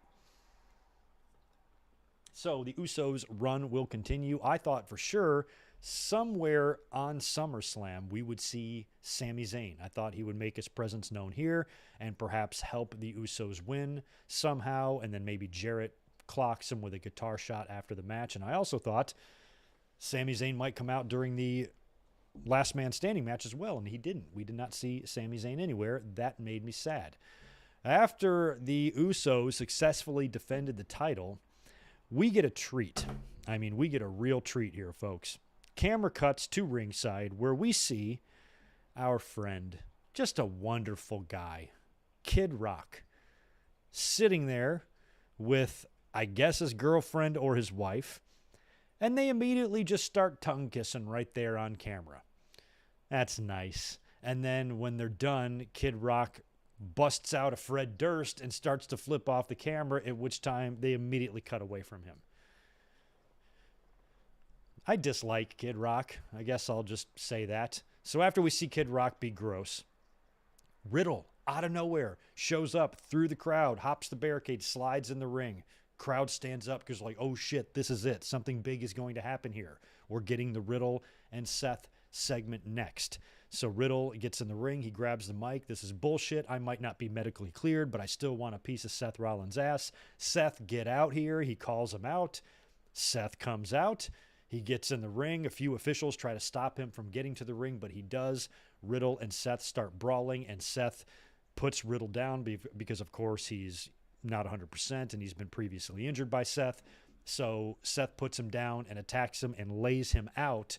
And everybody's there. I think even Adam Pearce, Gregory Helms I saw out there, a shit ton of officials. They all just come and separate Seth from Riddle. And the entire time I'm watching this, I'm like, okay, what's going to happen? Who's coming out? Is it Johnny Gargano? Is The Fiend going to show up? Is Randy Orton going to show up? What's going on? Because as I was preaching all yesterday in the predictions, I said WWE wouldn't run the angle and scrap Riddle and Seth for no reason, and they wouldn't scrap it just for another match or just to not do it. But they did do that. That's exactly what they did. Seth just came out and attacked Riddle instead, continuing their issue. So I guess what they have done here is have decided that maybe there wasn't enough build. Maybe WWE feels so highly about this match that it didn't have enough to warrant a match at a show this size, and they wanted to slow things down a bit. So maybe now the first place we're going to get to see this match is at Clash at the Castle. So it can be the first time it's done instead of a rematch. Well, I guess these two have probably worked at some point on Raw. But in their program pay-per-view match, maybe they want to wait until September to do this one instead. That's the way it appears to me, because I was expecting way more out of this. And as I was saying yesterday, Triple H wouldn't just scrap the match unless he had something better planned. You wouldn't take away something that's already good to give us something less good. Why would you do that? Well, the only explanation I can think of is maybe they wanted to build this a little bit more before they stick this match on a PLE. So I guess that was the takeaway there. I still thought all the way up until the end, as Seth is being escorted from the ring and he's walking all the way down that long entranceway, I thought somebody could come out and somebody could confront him and we could get some moment, but it never happened. We just went into the next video package for what I believe was the Liv Morgan and Ronda Rousey match. And that was it. So we did not see anything special. It was a letdown, but it felt more like a segment you'd see on Raw. Because I can see Seth and Riddle being booked for Raw, but then Seth isn't medically cleared, and then he shows up and demands a match instead, but gets his ass kicked. I could see that for TV. But for SummerSlam, that is a segment that really surprised me. But now you build the heat even more between these two, and I suppose that Castlevania is going to be where we see these two come to blows finally and have their match. So, yeah, that's coming up. So that was really all we got out of Seth and Riddle. It wasn't really a match, but it kind of was. And then we get the SmackDown Women's title on the line. Liv Morgan, of course, defending against Ronda Rousey. Now, I had predicted Liv Morgan to retain the title here, but only doing it if she had some help. I saw no way that Liv would have any legitimate chance to beat Rousey clean or anything like that. So in my mind, Charlotte is going to have to return and cost Ronda Rousey the match so they can resume their issue, and then Liv Morgan can continue being the champion. Because on paper, this match doesn't make a lot of sense for Liv Morgan to even be competitive in. Because as much as I love her, as much as I love my sister, it's like she's just that she's like a fan who won the title. And I can understand like the fan in you coming out when you win a championship for the first time. I think that happens to all wrestlers, men or women. When you win the title for the first time, you can't but help, I'm sure, feel the kid in you thinking about how cool this is. But Liv Morgan's entire character is that. And she, every interview she's on, she's euphoric. She sleeps with the championship. She carries it everywhere she goes. She just loves to take pictures with the title, and she just loves being the champion because it's so cool. But you get in the ring with Ronda fucking Rousey here. You can't, if I'm an 8-year-old girl, I love Liv Morgan. But, for the rest of us, she's got to be more than just the idol to an 8-year-old girl. You got to be more than that. You have to be able to hold your own and actually fucking fight in there, and can't just be all grateful and euphoric that you're the champion. You got to defend that title. And, that takes a certain amount of toughness and confidence. And I think she really needed a good outing here, but I thought it wouldn't be believable for her to really have a competitive match against Ronda. So I was like, this is going to have to be a really quick squash, or something here is going to have to happen. But I thought they booked it pretty well. Liv actually had a good outing, because anything short of getting murdered by Ronda Rousey is going to be considered a win in my mind for Liv Morgan. So as long as she survives and it's not a complete annihilation, I'm going to consider that a good outing for Liv and a good showing. And she was doing a good job kind of fighting out of the submissions. I mean, Ronda, exerted her dominance right away, but every time she kind of got an arm bar or something locked in on Liv, she was able to squirm her way out of it and really kind of survive a couple of times. One time, I think Ronda even had an armbar on her in the middle of the ring with nowhere to go, and she was able to roll and spin and twist out of it just far enough to reach the ropes, and was really doing a good job of kind of, being in defensive mode, but she really wasn't in offensive mode. So they do an interesting finish here, which we've seen versions of this finish before, but I do kind of like it because I think it really elevates Liv Morgan, the fact that she was not completely killed here by Ronda Rousey.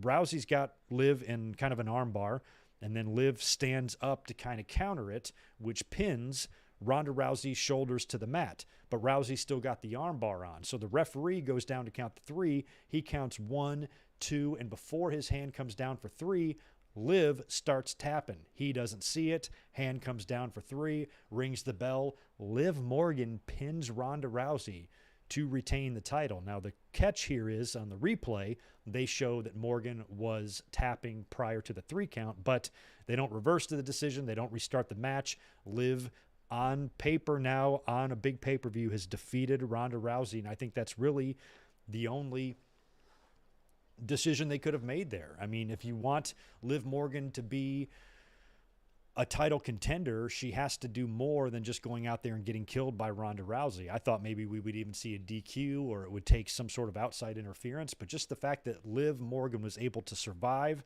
a submissive onslaught by Ronda and squirm out of a bunch of holds, and even get her down in a pinning position that even though she had to tap out to do it, she was still able to pin her, and she got a lucky break by the referee that he didn't see her tapping out, so she keeps the belt. And now you can maybe do this again, and there is when you bring back Ronda Rousey. And then Liv Morgan's 3-0 against Ronda, or that's when you bring back Charlotte. If you do Liv and Ronda again, and that's where Charlotte comes back, and then Liv is 3-0 against Charlotte. That's, or 3-0 against Rousey, sorry. I've only had one Stella. So I'm glad that Morgan retained. It would have been a little bit boring to see Ronda Rousey just simply beat her here. And Ronda Rousey, of course, did show respect to Liv Morgan when Liv beat her for the title and cashed in the Money in the Bank briefcase. She did not show the same love here. As soon as the match was over, Ronda Rousey attacked Liv Morgan. So if you notice, in the first match, we saw Becky Lynch turn babyface. And here in this match, Ronda Rousey has essentially turned back to being a heel. She was a heel when she left, and then she came back as a babyface winning the Rumble, and she's kind of been a babyface ever since, but it looks like she's a heel now.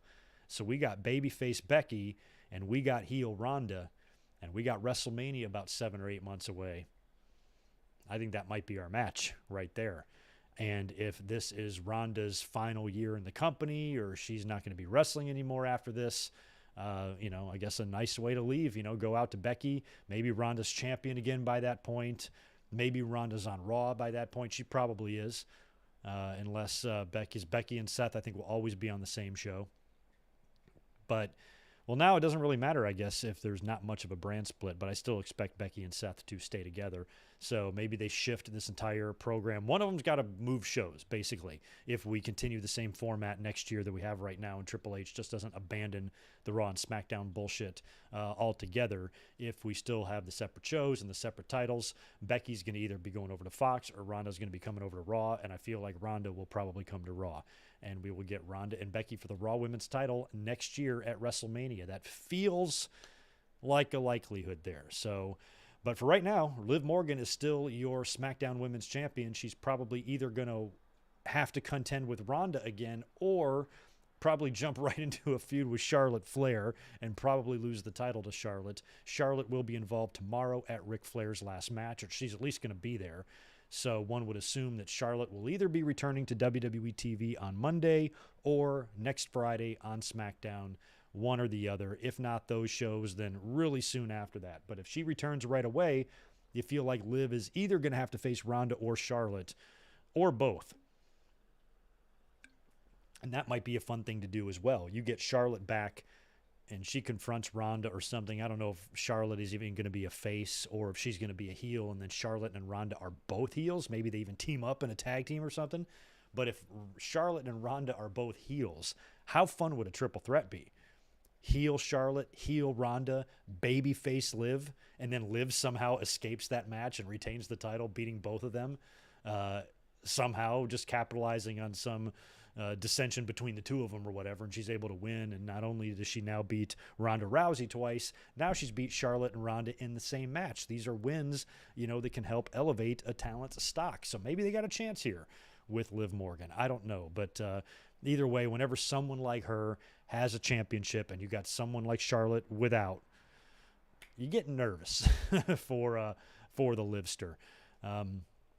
Main event is up next. We'll talk about that here in just a minute. Let me cruise back over here to the chat and see if you guys have anything else to say and to knock out some of these super chats. Good to see DJ Scandalous in the house making an appearance. Good to see you, my friend.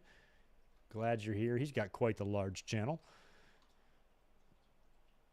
Yeah, I've seen a couple of Edge starting up a new brood. I would love that. I would love to bring back the brood. Even bring Gangrel in, not necessarily to work, but maybe be the brood JJ. Every faction needs a JJ, and he was the originator, Gangrel, of the brood. So you bring him in a JJ position. I think that would be fucking great. Spectre, appreciate the $2, my friend. I feel like Corbin will be appreciated in hindsight. I think so too. I've always appreciated Corbin. I've defended Corbin. I've had Corbin's back a few times, but when fans decide they don't like something or somebody, they get very defensive about it. One time a couple years ago when Corbin was like extremely hated, when he was being a heel on TV and it was convincing people to hate him, I had made the comment that if he was a free agent, AEW would sign him. And oh my God, you would have thought, you would have thought I insulted these people's mother. Greg, good mic work. You are fucking crazy. Corbin is useless. Corbin is worthless. He's the worst wrestler in the world. AEW would never sign him. Never. And this is in the early days of AEW with the Marco Stunts and shit on the roster. I'm like, I'm pretty sure this is before the pandemic even, I think. Yeah, it was. It was definitely before the pandemic, before WWE released everybody. And I was like, you mean to tell me that you don't think AEW would take this wrestler that is very good? Yes, he's a little bland and boring and has some issues, but he is a good worker. He's got size to him, and he is recognizable. He's been in WWE for a while. He's already been put in big match situations and big segments on TV when he was the constable and stuff. AEW would absolutely sign him, and people just insisted, no, no, no. And the only reason they insisted that is because they didn't like him because he pissed them off on TV. That's it. I'm like, if you can't, he's actually pretty good in the ring. He's very, I mean, they trusted him to have Kurt Angle's last match. I never see this guy botch. His matches are always solid. He always does what he has to do to put people over. His finisher has been protected very well. There's been a lot about Baron Corbin that I thought they've done right, and but there's a lot that they've done wrong, and there's a lot of shit that was annoying about him and stuff. But I could look past that and at least look like what kind of worker he was. And I'm like, AEW would absolutely sign him. Absolutely. You'd have to be a fool to think that they wouldn't. I think they'd still do it now. But boy, you can't even say that, because people had such a stick up their ass about Corbin that it's like they couldn't wrap their head around, something that's pretty fucking logical. Just too hard for him. Too hard. Michael Cuomo, appreciate 5 from you. Kid Rock is the only person I can think of born rich to voluntarily be white trash. He is so awful. He's just like in Joe Dirt. He's like the same guy. Fucking Kid Rock. His music sucks. I'm much more of an Eminem guy. All right, I think we've caught up on the super chats for now. Do me a favor, please, if you don't mind, smash that thumbs up button. After all that fear of technical difficulties, things seem to be fine. But we had to quit our first stream, which sucks because that was the one everybody was waiting for, and we've completely murdered the views that we're going to have on this. But I think resetting the network definitely helped, and I'm glad we did this so we didn't have to worry about constantly being interrupted throughout the whole entire review. But we have made it all the way to the main event now, which is good, without any interruptions, so that makes me happy. Roman Reigns defending the Universal and WWE title against Brock Lesnar in the main event in a last man standing match. And this one, none of this shit I could have fathomed in my wildest dreams when I was trying to think about things they could do. I knew they might do something nuts like a big mega spot because it's a last man standing match and something's going to have to give here. And we're probably going to see something major. And if we had any other briefcase holder other than Theory, I thought there was probably a pretty reasonable threat that the briefcase could get cashed in. But with Theory holding it, I felt confident that with all of the teasing that everybody's been doing about it and the mentions of it on commentary and Theory on TV, coming out every week, saying he's going to do it, calling his shot, the more and more they were doing that, the more and more I felt it was likely not going to happen. But Brock and Roman were both here still very vulnerable as we're in a last man standing match, so I was wondering what they were going to do. Well, they let us know pretty quickly what they were going to do after Roman Reigns, who hits the ring first as champion, comes out, makes the long walk to the ring. I had time to go start a load of laundry and brush my teeth during Roman's entire entrance. When I came back, he was just starting to pose in the ring with the championship. And his entrance concludes, and then Brock Lesnar's music hits.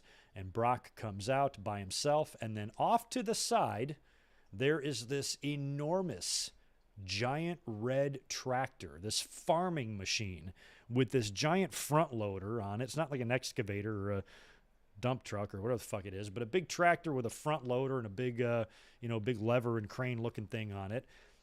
And he gets behind the wheel of this thing. Have you ever seen the movie Son-in-Law with Pauly Shore, and he gets in this big fucking thing and he drives it through the field or whatever?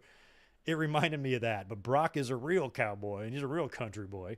And I was hoping there would be a tape cassette of Thank God I'm a Country Boy by John Denver. He could pop that in and listen to that as he's driving to the ring. So Brock gets behind the wheel of this thing, and he drives it all the way down the ramp, or the entranceway, not the ramp, but just the aisleway there. But this isn't your standard. This isn't your Austin four-wheeler. This is a gigantic fucking thing. This is bigger than a Zamboni. So he's driving this thing all the way down there, and he gets in. So drives it all the way up to the ring, basically, and then the front loader is kind of hanging over the ring, and he steps in it and like stands on it and grabs the mic and introduces himself while standing in the bed of this thing. And it was just a great visual seeing him up there, calling himself the next undisputed champion. And then he dives, he leaps off of that thing, fucking Kill Bill style, and he comes flying off, lands onto Roman Reigns in like the supersized Luthez press, and the match is on. They start brawling, they spill on the outside of the ring, they spill into the crowd, they're beating the shit out of each other, and most of this, the early part of this match, is just brawling in several places, but they are setting up for all sorts of just crazy stuff here. So one of my favorite spots that they start with, after all of the brawling in and out of the ring, referee counts a few times. Neither guy comes really that close to being counted out. Brock Lesnar gets Roman Reigns, and I guess by this point they must have backed up Brock must have gotten in the tractor and like backed it up or something, because now it's like kind of on the floor, or it's backed up a little bit from the ring. He takes Roman Reigns and he puts him in the front loader, the bed of the front loader, then gets in the tractor and lifts the whole thing. So Roman is inside the bed of this thing as it's going higher and higher and higher above the ring. And if he drops him out from there, it looks like it was going to be a hell of a bump. But instead he lowers a little bit and then just dumps Roman Reigns out of there. So Brock either had a lot of practice today or he already knew how to work one of these things, but he seemed to know what he was doing with that big machine and just dumping Roman out. This is our 35th SummerSlam. The very first one that I watched with my own eyes. I watched Miss Elizabeth take off her skirt. 35 years later, we have got this gigantic tractor with a wrestler in it, dumping him from 15 feet up in the air. It's just crazy, the evolution of wrestling and what it's become. And it was just an amazing visual to see Roman's lifeless body, like with his leg kind of hanging off the side as Brock Lesnar lifts this thing up and dumps him into the ring. He jumps in the ring with Roman, picks him up, hits him with yet another F5. Referee counts, and of course, Roman survives. And then Brock Lesnar gets nuts. This is where it all got so fucking fun. So you knew we hadn't seen the last of that tractor. And here I thought the finish was going to be so simple. For longtime listeners of this podcast and of this YouTube channel, you guys know how many years I've been pitching a halftime heat type of finish from way back in the day when The Rock lost the WWE title by being pinned under a forklift. And years ago at WrestleMania 32, when it was Brock Lesnar versus Dean Ambrose, in my predictions video to that event, I pitched a finish like that. I even pitched Dean Ambrose, Jon Moxley beating Brock Lesnar. I said, it's not going to hurt Brock any. This is a guy that's ended the streak and been champion forever. A loss to Dean Ambrose is going to do nothing to tarnish the legacy of Brock Lesnar, and it will do a lot to elevate the legacy of Dean Ambrose. And since it's a no DQ, anything goes, balls out of your ass match, you can literally do anything you want in this thing. And I pitched something like that, where Brock Lesnar gets trapped underneath something and gets pinned by Dean Ambrose. So here I see this thing in the ring, or this thing hanging over the ring. I'm like, oh man, Roman can recover, spear Brock Lesnar, he can lay down on the mat, and then Paul Heyman or one of the Usos can get behind the controls and lower the front loader onto Brock, just pinning him down, and he can't get up, and then the referee has to count to 10 because he can't move. So I'm thinking that's what's going to happen. But no, Brock Lesnar jumps out of the ring. He now gets behind the controls of the tractor. He backs it up. He lowers the front loader in and proceeds to floor it and drive right into the ring, crashing into the ring, moving it back basically towards the announce table. Michael Cole's like, we got to jump back here with Kid Rock, and pushes the whole entire ring, 5 feet. And then he gets underneath it with the front loader and lifts the ring up. It was crazy. It was like a mega-sized version of when the ring imploded, when they did the spot with Brock and Big Show and the ring broke and kind of that one corner sunk down and the ring is kind of like on its side, or maybe on the side like that. It was like that, but Brock had lifted one corner of the ring all the way up. I don't know how many feet up in the air it was, probably 20 plus feet. You got one corner. He lifts it all the way up. Roman is still in the ring, and he just slides like he's rolling down a fucking ski hill right out of the ring. And Brock just leaves the ring there. The ring is resting in the front loader bed of that thing, and the ring is got to be on, what, a 70-degree angle or something like that? I mean, it is steep laying there on camera, and it was the damnedest thing. And then the cameraman over kind of by the timekeeper's table, they cut to that guy, and Roman is sitting there, and Brock is like walking around the ring that he just destroyed. And just this visual of this little tiny Brock walking next to this very tall sideways ring was just something that I've never seen. It was so fucking badass. So Brock gets over there, takes down Roman, but he's unable to, keep him down for the 10 count. And that's when the Usos finally attack. So the Usos attack, they nail Brock Lesnar, but Brock gets rid of them, and then Brock Lesnar is able to corner Paul Heyman. So if the ring shit wasn't awesome enough, now Brock Lesnar fights off the Usos, and now he's got Paul Heyman cornered. He lifts up Paul Heyman and gives him an F5 through the announce table. So there is literally carnage everywhere. The ring is destroyed. The announce tables are destroyed. Managers are laid out. Referees are missing. It's fucking nuts here. And you got a ring on its side. Fans are going ape shit. And then out comes Theory. You got Brock Lesnar and Roman Reigns both down. Theory comes out, and I'm like, oh crap, oh crap, oh crap. But Brock and, you feel like Brock and Roman can still return to their feet.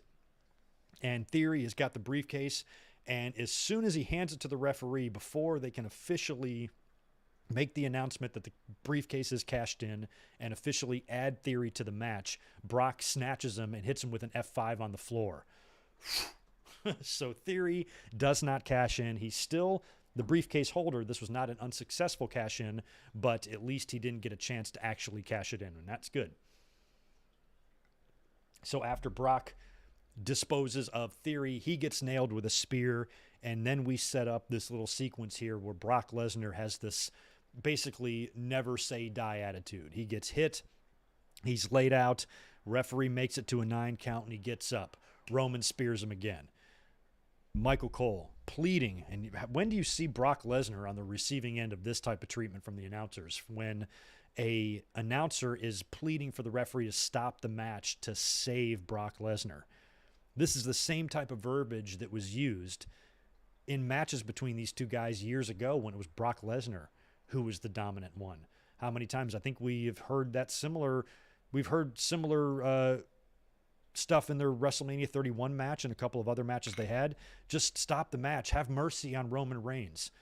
Brock Lesnar is just toying with him at this point. WrestleMania 34 probably had much of that same stuff. And to see that, come full circle now it's Brock that needs protecting. Come on, referee, count faster, says Michael Cole. Just end this to spare Brock Lesnar. After I don't know how many years, 20 years of Brock Lesnar literally murdering people for a living, and now he's run into somebody who he used to dominate and is now dominant over him. And it was a kind of a cool story being told. I liked it. And Lesnar keeps getting up. This was the WrestleMania 34 equivalent of what Roman Reigns did all those years ago. Remember how mad fans got because he was kicking out of too many F5s? How is this any different? Roman Reigns continuously nailing a prone, vulnerable Brock Lesnar as he struggles to his feet and he gets speared again, and he gets up again no matter what.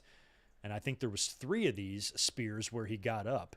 And then Roman grabs the championship belt, blasts Brock in the face with the belt. He gets up again. Belt shot again.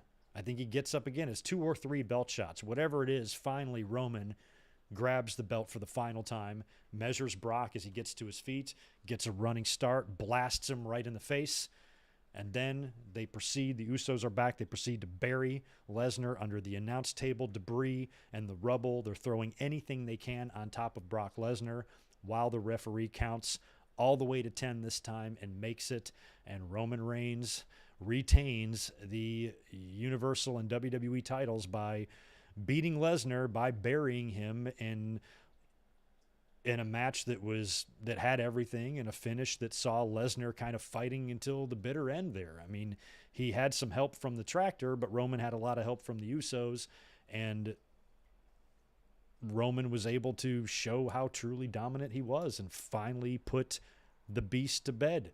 And now you have to wonder about what the future is for Brock Lesnar. Is it going to be a Becky and Bianca thing where him and Roman are going to put all this behind them now and maybe their beef is over, and hell, maybe they even have a handshake one day or something like that? I have no idea. How long will Brock now be off of TV? Is he going to show right back up again on TV and start a new issue with somebody? Probably not. That's not usually how they do things with Brock. He's usually off TV for a while. But I think it was a pretty big statement win by Roman. I'm glad that he won, and I'm hoping that this truly is the end of Roman Reigns and Brock Lesnar, because enough's enough. I just don't see any point now after what we saw here to do this match again. This match had everything, and it was able to spare us, I think, yet another Roman and Brock match. At least they threw elements at us this time that we haven't seen before between these two. It made things really fun, and like I said, the visual of that ring just sitting up on its side like that was incredible. And I'm glad that WWE had, they understood that this match has been done so many times and it's a WrestleMania rematch. You can't just do the same thing you did before. You got to throw something else at us, and they did, and it was super fun. So I'm happy with the outcome, and we did get all the way through the show without a title change. The only matches I got wrong was Miz and Logan Paul, and my last-minute decision to change my Bianca Belair pick to Becky Lynch, which came back to haunt me, and I ended up getting 2 matches wrong on this show. I even technically got the Seth stuff right, because I said that whatever Seth does will be good for Seth.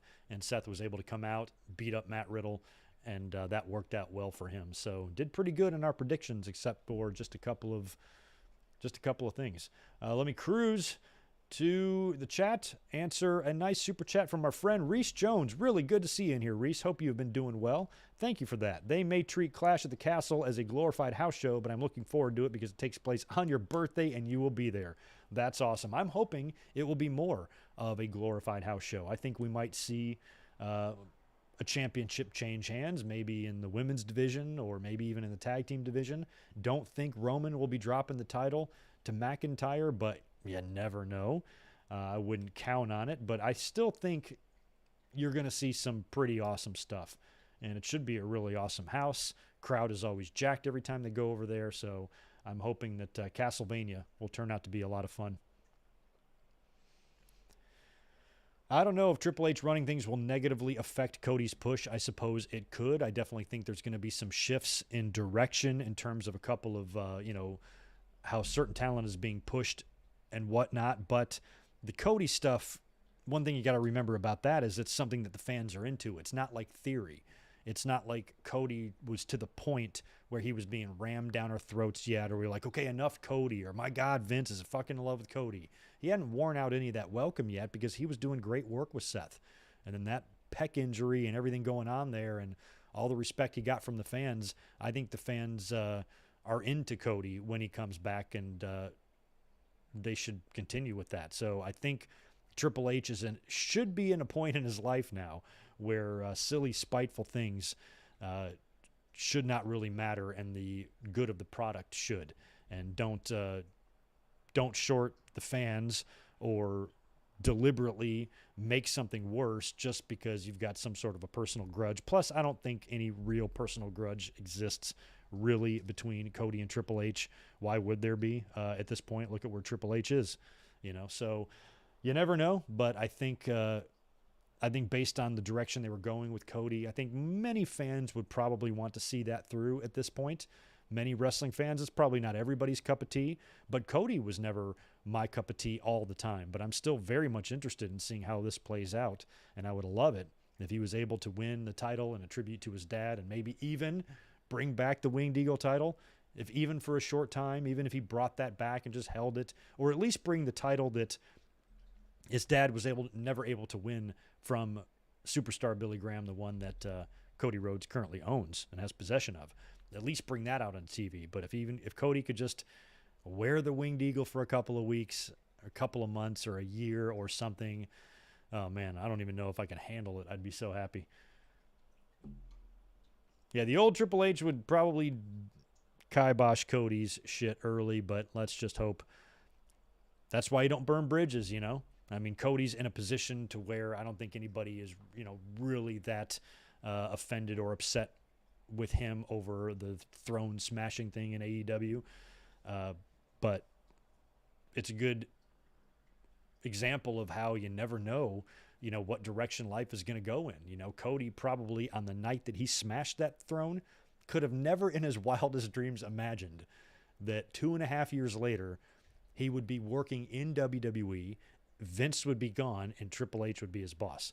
Do you think Cody would have even thought that was a possibility at all that same night? No. So you never know. Like, life can change, and life can change quick. And we've seen a pretty sharp change in WWE in a really short amount of time here. Yeah, Mike, I'm with you. I think Drew McIntyre deserves to have a run with the title in front of fans. Absolutely. He does. I thought McIntyre was a good champion.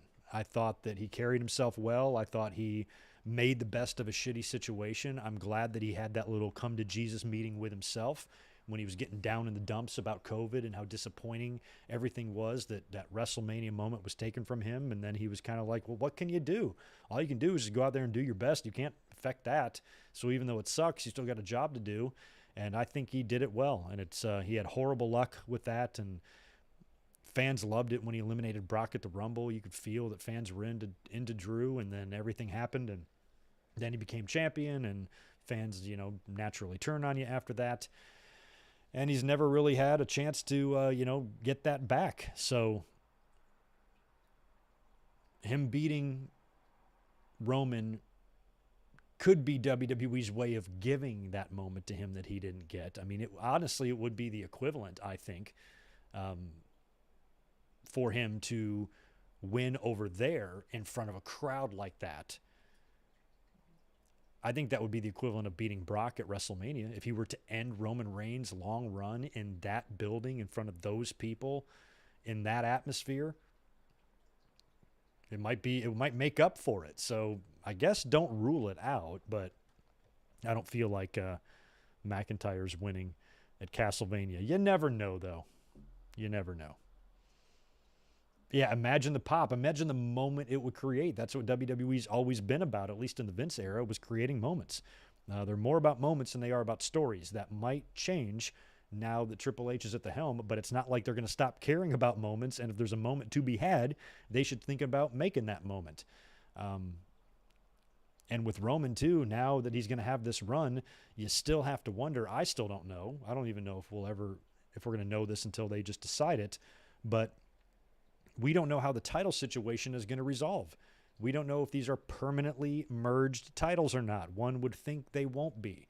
At some point, Roman is going to have to lose one of them, which is why there's kind of that gray area with Roman holding a title longer than Hulk Hogan or whatever, if they wanted to have him have a 3.5 or 4 year long run. But if he's a double champion and he loses one of those titles, technically he hasn't lost the other one, but still there's a big championship loss in there that Hogan never had. But, at some point you think they're going to have to separate these titles again. And then once they do, then the doors are open for so many pieces of talent to get the championship. I would love to see Kevin Owens get the title back, especially on Raw with all of the stuff he's been doing. This is a guy that main evented WrestleMania and was not booked and even visible on SummerSlam tonight, except for the 2 video packages that they ran for him. But 4 years, how many years ago has it been now? 2016, right? So 6 years ago when Balor won the title, right? The brand new Universal title, forfeited it, and then Kevin Owens won in that swerve with help from Triple H. That's been 6 years. How has it been 6 years since that night? And Owens is sitting here with no more world championships on his resume. That's criminal, man.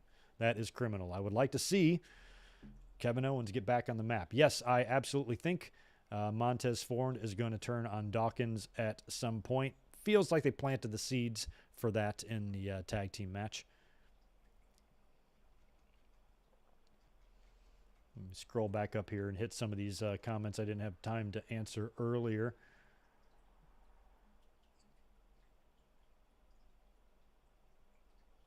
I thought we might see John Cena tonight, too. I thought we could see Cena appear somewhere. We did not see him, but we didn't really need him. You know, I thought the show was still pretty good overall, and they went above and beyond in a couple of these matches. What we lacked in Riddle and Seth and maybe the Edge return, we got paid back to us with the ring being lifted up on its fucking side. So that was not something I was expecting to see tonight.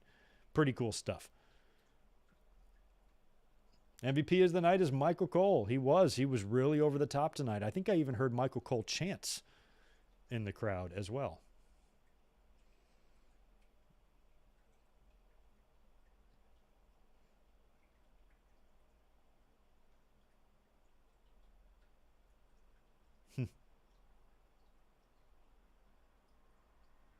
No, I have not watched Stranger Things yet. I'll get to it, though.